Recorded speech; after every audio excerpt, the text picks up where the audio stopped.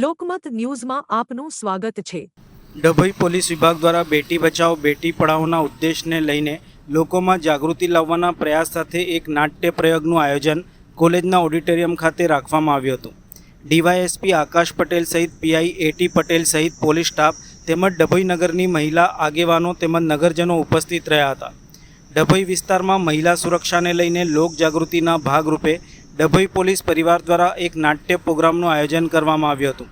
નાટક થકી દીકરીઓના રક્ષણ તેમજ અભ્યાસ સહિત તેમને સ્વનિર્ભર કઈ રીતે બનાવી શકાય તેનું માર્ગદર્શન ગુજરાતી નાટક કલાકારો દ્વારા આપવામાં આવ્યું હતું।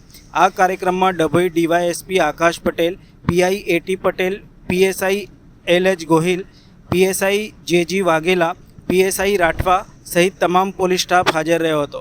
નગરના આગેવાનોમાં પાલિકા પ્રમુખ પુષ્પાબેન સતીશભાઈ રાવલ, પૂર્વ પાલિકા પ્રમુખ બિરેનભાઈ શાહ, નગરના નગરસેવકો, શહેર ભાજપ પ્રમુખ દીક્ષિતભાઈ દવે, મહામંત્રી કિરીટભાઈ વસાવા સહિતના આગેવાનો અને મહિલાઓ, દીકરીઓ અને નગરજનો ઉપસ્થિત રહ્યા હતા અને નાટકની મજા સાથે દીકરીઓના રક્ષણનું પણ માર્ગદર્શન મેળવ્યું હતું।